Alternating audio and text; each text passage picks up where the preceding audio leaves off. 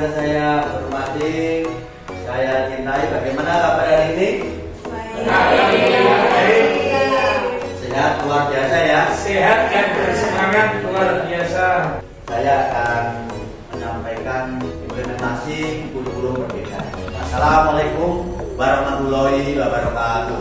Waalaikumsalam warahmatullahi wabarakatuh. Selamat siang dan salam sejahtera bagi kita semua.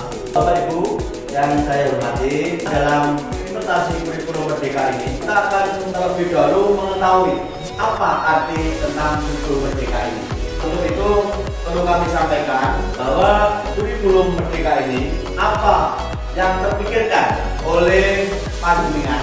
Kita mendengar tentang perangkat ajar kurikulum merdeka. Yang antara apa saja? P5, bagus ya, P5. Oke? Yang lainnya? Apa? Modul ajar. Ya, modul ajar. Bapak Ibu, kalau kita bicara tentang modul ajar, dalamnya memperhatikan beberapa isi tentang modul ajar tersebut. Di antaranya apa? Yang masuk di dalam modul ajar itu? Capaian pembelajaran. Tujuan ya, betul. Bapak Ibu yang saya hormati, tentunya kita harus terlebih dahulu mengetahui apa sih kurikulum merdeka itu. Kurikulum merdeka itu adalah kurikulum dengan pembelajaran ekstrakurikuler yang beragam, di mana konten akan lebih optimal agar peserta didik memiliki cukup waktu untuk memahami konsep dan menguatkan kompetensi. Selain itu, kurikulum mempunyai ciri khas. Ciri khas yang pertama yaitu pengembangan keterampilan dan karakter. Kurikulum merdeka juga menekankan pentingnya karakter moral dan nilai-nilai Pancasila. Selain itu, kita akan melihat bagaimana perangkat ajar atau perangkat pembelajaran merupakan sejumlah bahan alat media sebagai penunjang yang akan digunakan di dalam proses pembelajaran. Apa tujuan perangkat ajar itu? Tujuan utama dari perangkat ajar itu adalah pengembangan perangkat pembelajaran untuk menekankan efektivitas pembelajaran dan membantu siswa mencapai hasil yang diinginkan. Ada beberapa komponen perangkat ajar, kita 10 perangkat ajar. Di antaranya ada apa? CP, capaian pembelajaran. Terus tujuan pembelajaran. Ada alur tujuan pembelajaran atau AT. Ada juga modul ajar. Program tahunan atau program. Juga ada program semester yang misalnya pro. Yang ketujuh ada yang istilahnya kriteria ketercapaian tujuan pembelajaran. 8 rencana kota efektif. 9 kita tahu nantinya harus ada yang namanya Juna. Yang terakhir manajer pendidik. Itulah komponen perangkat ajar. Nah, sekarang kita bahas tentang CP. CP adalah capaian pembelajaran dikembangkan dan dirumuskan oleh tim pengembang. Sedangkan alur dan tujuan pembelajaran dapat diperoleh pendidik dengan perancang sendiri berdasarkan capaian pembelajaran. Terus mengembangkan dan memodifikasi contoh yang disediakan ataupun menggunakan contoh yang disediakan pemerintah. Bagaimana cara menjodohkan istilah perangkat ajar Umer dan K13 berikut? Contohnya yaitu adalah di dalam Umer ada yang namanya KKTP, kriteria ketuntasan. Kalau dulu di dalam K13 itu namanya adalah KKM. Jadi dari kuis yang sudah Bapak buat ini, kita tinggal menyamakan persepsi.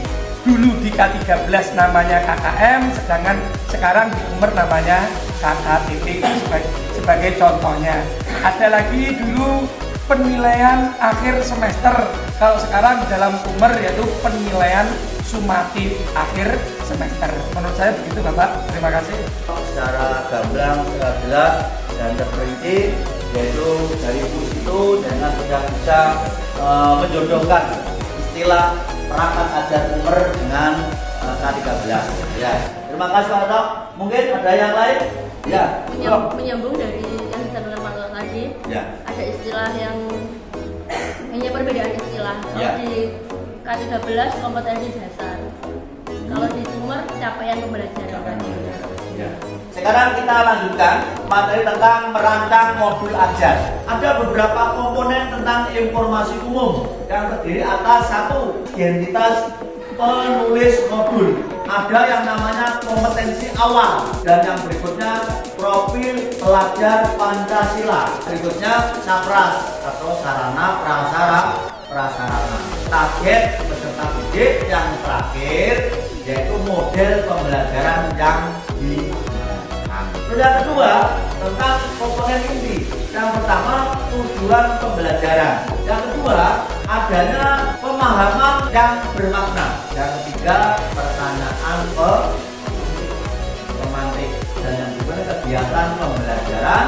Terus asesmen, terus refleksi peserta didik dan pendidik.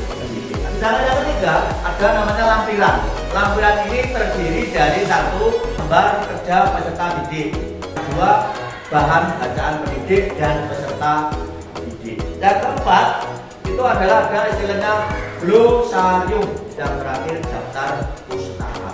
Asesmen diagnostik adalah proses evaluasi awal yang dilakukan untuk mengumpulkan informasi tentang kemampuan, kebutuhan, dan tentang karakteristik individu. Sedangkan yang kedua yang namanya asesmen diagnostik kognitif itu tujuannya adalah untuk mengenal kemampuan dasar setiap siswa dalam suatu mata pelajaran tertentu. Mungkin dari Bapak Ibu Guru ada yang perlu ditanyakan. Ya, oke, Rizka, monggo.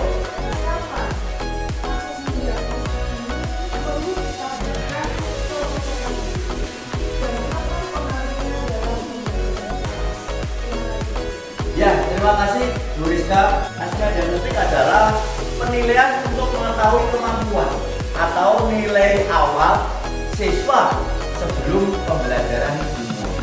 Jadi itu Rizka. Gaya belajar siswa, setiap siswa harus dilakukan oleh setiap guru supaya dapat merancang pembelajaran yang mampu mengakomodir semua siswa. Dan juga gaya belajar yang berbeda-beda. Ada macam-macam gaya belajar siswa, gaya belajar siswa. Yang mana peserta didik atau anak itu biasanya berfokus pada penglihatan langsung. Sedangkan yang kedua ada gaya belajar yang namanya auditori. Yang ketiga ada gaya belajar istilahnya kinestetik. Kalau mungkin aku belum jelas silahkan bertanya. Baik Bapak, tadi disebutkan bahwa ragam gaya belajar meliputi gaya belajar visual, auditori, dan gaya belajar kinestetik.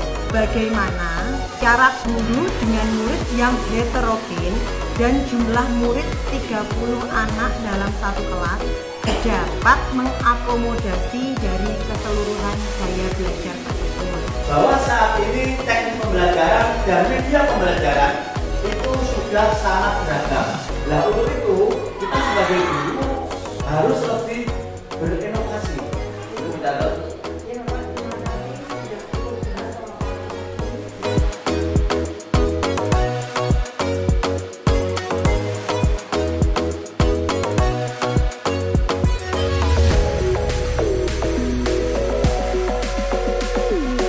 Yaitu semakin banyak kita belajar, semakin banyak hal yang akan kita tahu. Ketika kita berhenti belajar, akan semakin banyak hal yang kita tidak tahu. Terima kasih. Mudah-mudahan pemaparan materi yang sangat sedikit ini dapat bermanfaat dan berguna bagi kita semua, khususnya bagi Bapak Ibu Guru di dalam melaksanakan tugas panjenengan membimbing didik anak menjadi anak yang betul-betul berkarakter dan betul-betul memahami tentang kurikulum. Kapan lebihnya saya mohon maaf. Saya akhiri. Wassalamualaikum warahmatullahi wabarakatuh dan selamat siang.